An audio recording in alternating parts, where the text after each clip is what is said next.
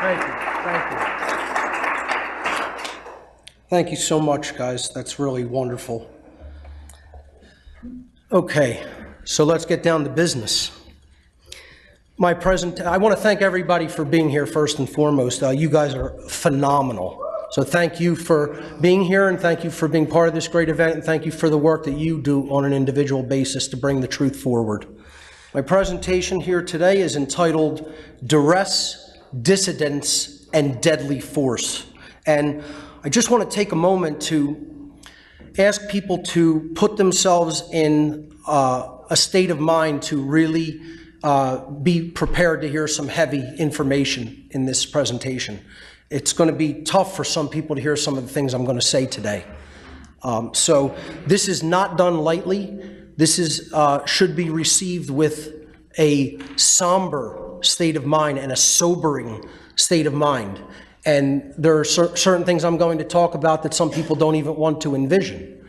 However, we have to consider them and hold them in our psychological makeup as potentialities. They're potentialities I don't want to see manifest in the world, never have. But we have to be prepared that they may manifest. So with that being said, let's jump into the topic. I dedicate this presentation in its entirety to the memory of Samuel Adams. Samuel Adams, perhaps more than anybody else, is the person that I historically, personally identify with, because perhaps single-handedly, this man began the American Revolution. He was probably the most influential soul of that time period as far as bringing people to action. He exercised the call to action more than anyone else. He was called by the British the chief conspirator. As a matter of fact, the American Revolution was referred to by some people in England and some of the Tories in America as the Adams conspiracy. John Adams, when he traveled to Europe, was often asked, especially when he went to France, "Are you the famous Adams?" And he had to respond, "No, I'm not. That's Samuel Adams." So Samuel Adams said, "The truth is, all might be free if they valued freedom and defended it as they ought." Freedom has to be valued and defended. And that is why we're in the situation that we are in as a people, because truth isn't valued and defended enough. So this presentation is not for very young people, not for children, and it's certainly not for the easily offended. So if you have that sensibility about you, now's the time to leave. I think no one here will be easily offended. I think, we're all in the room because we recognize the information that I'm about to speak here today is vitally important to understand. I speak publicly because I recognize that in the crisis that we're in right now, I have a moral obligation to communicate what I know to be taking place in our world to other people, to help them to understand it as well, so they can take action and do something about it. This is a call to action, ladies and gentlemen. And the bad news is this is still the mindset of the vast majority of humanity. And that's the best image that I could find to sum up what I think of the human mindset in the aggregate. It certainly doesn't apply to the people in this room, as I've said, but this is where Earth is at. The people of Earth are right there, firmly right there, okay? And they need to extricate themselves from that position. And otherwise, we're going to be coming down to the very serious consequences I'm going to be talking about. Manly P. Hall said that it is not the wrath of the Almighty, but the stupidity of man that is causing all the trouble. And if people are not familiar with this man's work, I mean, you need to become so, because he was absolutely a brilliant philosopher, an occultist, a de-occultist, as far as I'm concerned. And he has some of the best work that I've ever taken in that really helped to open up my mind and wake me up. This is the human condition, ladies and gentlemen. The human condition, whether anyone has recognized it or not, or accepted it or not, is slavery. And see, I'm not going to sugarcoat words. Never have, never will. I'm going to come out and say it just as it is in plain language, regardless of who likes it or not.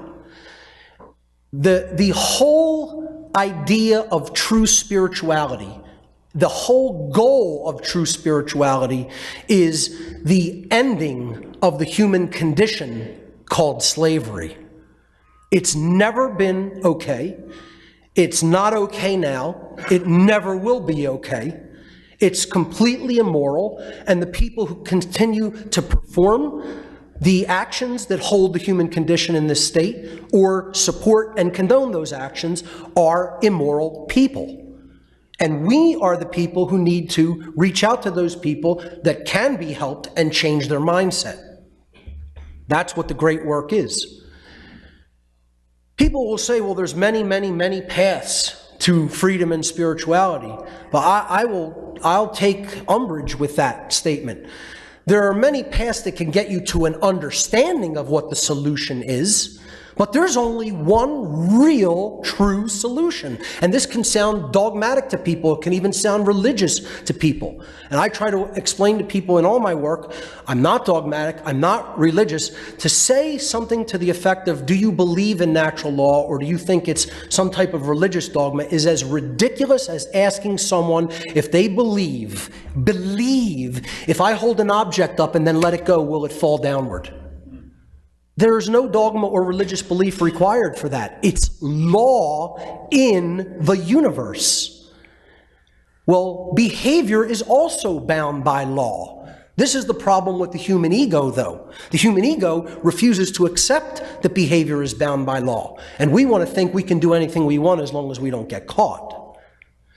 The only solution is the understanding of natural law and how we are inextricably forever bound by it. We have free will to choose our behavior, but we do not have free will to be insulated from the consequences of our choices in free will. Natural law is the most occulted information that needs to be understood by humanity, and there is very little progress in propagating a worldwide understanding of natural law to the body of humanity. That's what our work is, folks. That's what the work of the people in this room and the people who do understand this, listening out there on the internet, is. We have to become teachers of this information. I naively thought in my early days of doing this that there would be at least 1 million to 10 million teachers of natural law in the world by this point after doing this for a decade. And I can count them on 2 hands. The good ones, the ones who are doing it effectively. You know, it's not, our efforts are not enough. That's the thing that I want to convey to the people in this room and listening who do understand my work. The effort has to be advanced and stepped up. We need to become teachers of this information to everyone within earshot of our voices, or humanity is going to go down the path I'm going to talk about, which is going to be very, very, very ugly. Natural law is a set of universal, inherent, objective, non-man-made, eternal, and immutable conditions which govern the consequences of behaviors of beings with the capacity for understanding the difference between harmful and non-harmful behavior. That means it applies to intelligent beings who have a developed brain and nervous system like we do, okay? It doesn't apply to lesser beings, to the animal kingdom. They're not going to sit there and reason. We have the capacity for reason. They're instinctual creatures. They have emotions as well. But we have higher thought functions. That's why natural law applies to us. The behavioral laws of creation apply to humans and more advanced beings, because we have the capacity for understanding morality.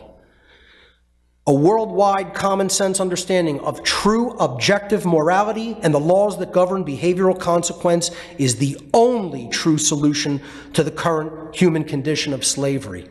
For as long as humanity remains ignorant of the occulted knowledge of natural law, it will remain enslaved. And that is by law, by universal cosmic law. By no laws of man will it remain enslaved. It will be enslaved by the laws of creation.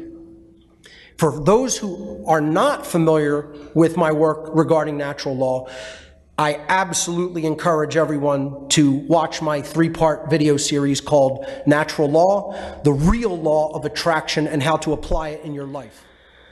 What natural law is all about is the objective difference between right behavior and wrong behavior. I always tell people that, we use the same word to communicate the idea of correct and moral. We use the word right to communicate those concepts. Correct means based in truth. And moral means that it is in harmony with natural law principles, because when you take a right action, the result of that action does not result in harm to other beings, to other sentient beings. Conversely, wrong behavior is both incorrect and immoral. Incorrect meaning it is not based in truth, and immoral meaning it is in opposition to natural law, because when we take wrong behaviors, someone is harmed as a result of that behavior, of that behavioral choice. The problem is, folks, most people still in the year 2018, sad as though it may be to say, cannot properly define a right. They cannot give you the definition of what a right behavior is. And that's why we're losing our rights. Because they do not understand that a right is an action that does not cause harm to another sentient being. And that is the definition, and it is as simple as that. I've rewatched the movie K-Pax recently. And it's about an alien being that comes to the earth and interacts with, the primitive human beings that can't understand his mindset. And when he's asked if his planet has a government, he says, we have no need for a government. And he's like, well, how do your people know right from wrong? And his answer is, every being in the universe knows the difference between right and wrong. That's the real answer to that question. This should be common sense knowledge, but we're so backwards as a species that I need a 9-hour presentation to explain to brainwashed people what the difference between right and wrong behavior is.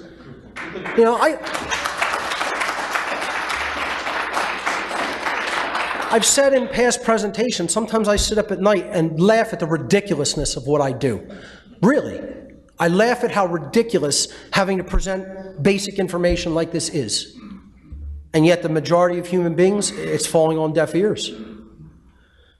The following actions are examples of the initiation of aggression against others, which is what all wrongdoings are. These actions are violations against natural rights and therefore constitute violence. Murder, assault, rape, theft, trespass, and coercion.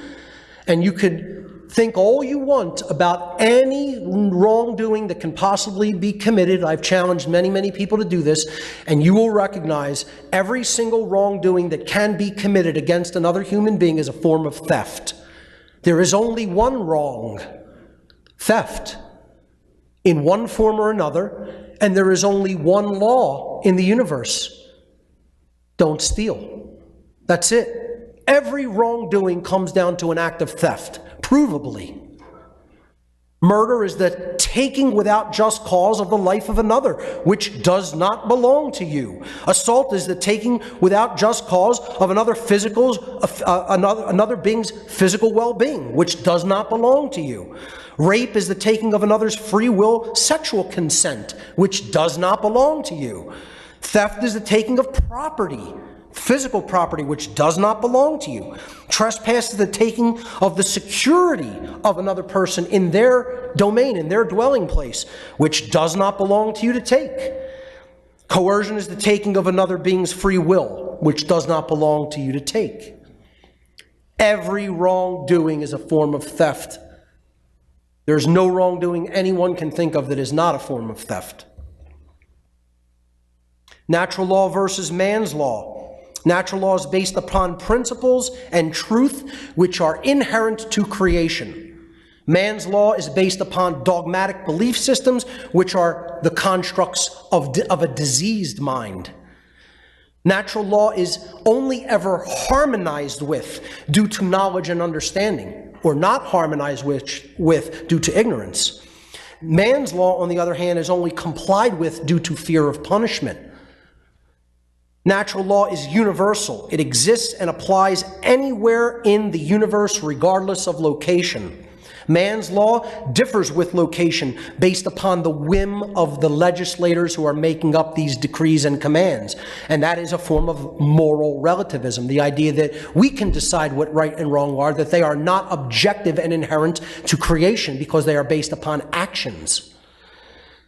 Natural law is eternal and immutable. That means it exists and applies for as long as the universe exists, and it cannot ever be changed by any action that any being within the universe can do.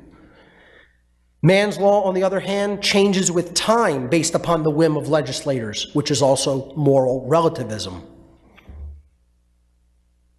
If a man-made law is in harmony with natural law, it follows logically that it is redundant, since it is stating a truth that is inherent, pre-existing, eternal, and self-evident, or it should be self-evident. Therefore, man's law is both irrelevant and unnecessary. If a man-made law is in opposition to natural law, it follows logically that it is both false, meaning it is incorrect, and it is immoral, meaning it is harmful. It results in harm to other beings. Or in other words, it's wrong. Therefore, man's law that is in opposition to natural law can never be legitimately binding upon anyone. Therefore, I say throw all of man's law out. We don't need it. We only need to understand and bring our behavior into compliance with natural law. That's it. And then we would experience a society based in freedom. Because as we engage in moral behavior, a society in the aggregate becomes more free. And as we engage in immoral behavior, a society in the aggregate becomes more enslaved. That is the natural law of freedom.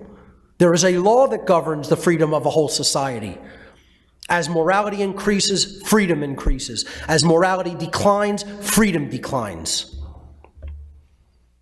There's only one true divide in all of humanity, only one thing that really separates human beings into two groups. This is what I call the true dialectic or the true divide.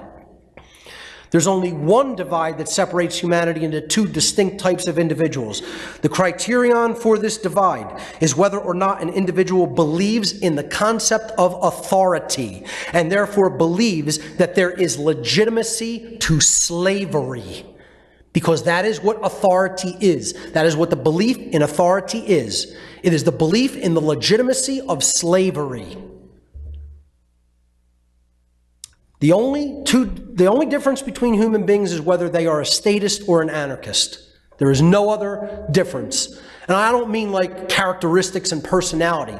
I'm talking about things that actually, truly separate us into two camps of beings. The statist says he has the brilliant idea that we give a small group of people the right to kidnap, imprison, harass, steal from, and kill people so that we can be protected from people who kidnap, harass, steal from, and kill people. Brilliant ideology. It's working out so well, don't you think? Our rights are protected, we're prosperous, we're free. It's just a flawless idea that's working out wonderfully. I have told this anecdote in the past. I was looking for a picture of an anarchist, and you're not going to see any pictures of people in the quote-unquote anarchist movement. I'm not going to single out anybody, least of all myself, to put a picture and say they're the quintessential anarchist. So I was going through images, and I found this meme with Jesus as the anarchist saying, I'm an anarchist, but most of my followers are statists. And nothing could be more true. The fake-ass Christian religionists that all believe in the authority of government and have this, dissonance in their mind that somehow, God could be an authority bringing the laws of behavior and the universe upon people, and yet we can still have authority vested in man. This idea of serving two masters. A statist is an individual who erroneously believes that there is such a thing as authority vested in certain human beings, which magically gives them the right to rule over other people. This, quote, authority means that certain people who we call government, the masters, have the moral right, quote unquote, to issue commands to those whom they rule, and those under their, quote, jurisdiction, which literally means the law is what I say it is. Literally in its etymological roots. These people are their slaves who have a moral obligation to obey the arbitrary dictates, the laws set by their masters. And most simply put, when we really strip away all the euphemism, a statist is simply someone who believes in the legitimacy of slavery. And that makes them, by definition, immoral. Conversely, an anarchist is one who knows that there could never be legitimacy to authority or government because those terms are simply euphemisms for coercion, violence, and slavery, which are always immoral and therefore are always in opposition to natural law, the universal spiritual moral laws of creation. The problem is people don't understand the meaning of true anarchy. I'm not talking about, people who call themselves anarchists, folks. When I'm using the term anarchy here, I'm talking about true anarchy and true anarchists. And there's only one real kind of anarchist, and that is the anarchist that understands all authority, all government is slavery, and the only solution is moral behavior under natural law. That's what an anarchist really is. The word anarchy comes from the Greek prefix an, meaning without, the absence of, and the Greek noun archon, meaning master or ruler. Anarchy does not mean without rules.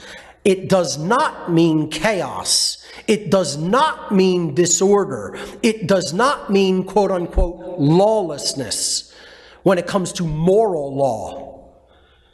It literally means without rulers, without masters, and archon, without masters, meaning no masters, no slaves. And if you say the phrase no masters, no slaves to the average person, and you say word association game, tell me the first word that comes to your mind when I say no masters, no slaves, they'll say freedom. But I just gave you the etymological meaning of a word from its root language, and the word literally means without masters. And yet people think it means chaos and lawlessness and disorder instead of what it really means, freedom. That is what the word anarchy actually means by its very definition. So we have to understand the solution is living in a society, in a state of existence where we don't have a master class and a slave class, a ruling class and a ruled class. All of us are already ruled by natural law, and we need to simply bring our behaviors into alignment with those laws by thinking, feeling, and doing what is right. Yet this is the perpetual, continued human condition of slavery. And we have had this kind of slavery in this very country. Hard ball and chain, whip and murder, full physical enslavement of human beings right here in this country. Part of what this kind of forced labor was used to build a lot of the infrastructure of this country. We are not in the state right now where we have this kind of slavery taking place all around us, but we're going to move toward it again. We're going to move toward it again as a karmic consequence of what we allowed here, and a karmic consequence of, as an aggregate people, of allowing the soft form of slavery called government to continue. Because it is never going to stop its march toward total totalitarianism unless we morally straighten up and educate everyone regarding moral principles. And that slavery in any form is wrong, no matter how you euphemize it. So this is the continuing human condition, and the great work is to end that condition. That is what the great work is, and that's why so few people want any part of it. Because it's not the lighthearted little party. It's the one great work. Just to tell people, not that it matters, because you know what? Too many people are focused on dollar signs and value being only in monetary units. But just to tell people, just so you have an idea of the kind of financial situation I have foregone to do this work. I actually sat one day and calculated the amount of money that all of the work that I've ever done in What on Earth is Happening by man hours and the type of work that it is. I calculated the going rates and the amount of man hours that I've done in What on Earth is Happening. You want to take a guess of how much money I would have made if I would have been paid to do the type of technological work that I've done with What on Earth is Happening? $330,000. Try again, sir. Try again. Way higher. Way higher. $3.5 million. I made $13,000 last year on What on Earth is Happening work. Yeah. No, I mean, seriously, like, no one should really clap about that, you know? I certainly probably should have made the former number instead of the latter one, okay? But what we do is we reward basketball players and football players and, you know, pop music artists, you know? That's what we reward and put up on a pedestal and reward financially, because that's what the people of this world find value in. People come up to me all the time, Mark, why aren't you doing way better? Why are you living like you're living? Why are you living so meagerly? You know, because that's how much people have valued this work in the world. And I don't do this for monetary value. I could care less. I'm going to continue to do this if it costs me money to do it, which it did initially in the initial years. You know? So that's not my motivating factor. My motivating factor is to end this condition. Too many people have this idea of, I have to be rewarded financially to do this. I liken it to somebody standing in a war ditch while the enemy is raining fire down upon them, and people are saying, here, take this weapon, fire back, and they're going, pay me first. It's that ridiculous. But it's just something that I wanted to say about what people find value in and what they don't find value in. And that's part of the problem. Slavery is a claim of ownership on your person, the product of your labor or your possessions in whole or in part. All natural rights are property rights. Understood properly, all rights are property rights. Because all wrongdoing is theft. It's the taking of some form of property. Understanding this is fundamental to understanding the condition of slavery. We all own ourselves and have the right to live freely and exercise our natural rights, provided actions we perform do not infringe upon another person's rights.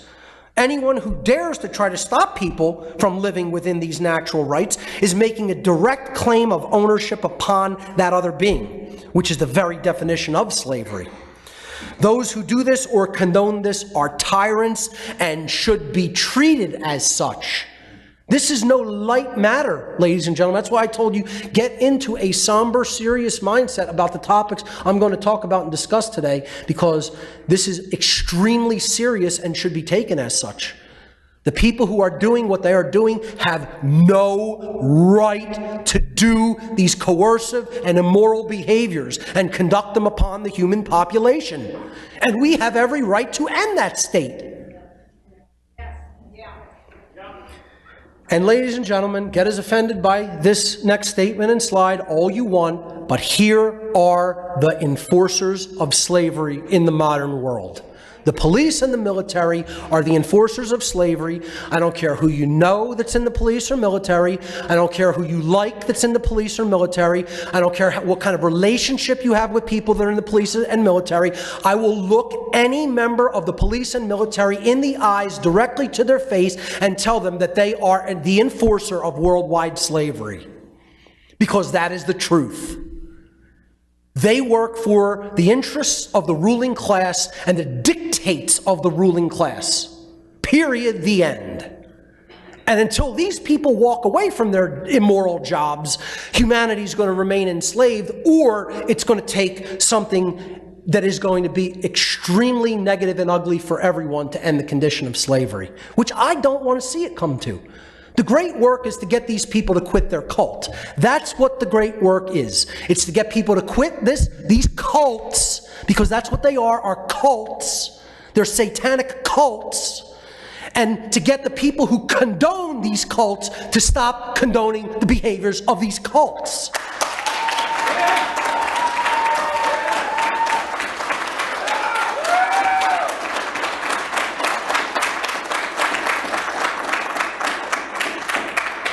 If you're not familiar with my work on order followers, which is what these people are, that's why they do what they do. They don't want to think for themselves. They don't want to reason right and wrong for themselves. They want to listen to what other people tell them to do and then just do it because that's a cop-out and an easy answer, and they think that that somehow absolves them of their personal responsibility and moral culpability.